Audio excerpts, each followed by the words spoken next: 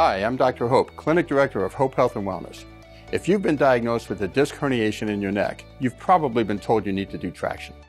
Let's take a look at what a disc herniation looks like. Here we have a compressed disc that's shooting out, putting pressure on the nerve. Traction decompresses the disc and takes the pressure off the nerve. This is a type of traction most people are used to seeing.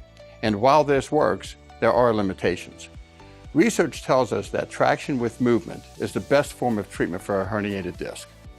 The cervical traction technique we do is different than you've ever seen before. We combine traction with movement. When we do traction, we reduce the pressure on the disc and create mobility in your neck while the disc is being decompressed. This helps put the fluid back in the disc and helps to reduce inflammation and nerve irritation. So if you're suffering with a herniated disc in your neck that just won't go away, give me a call and get the treatment you deserve.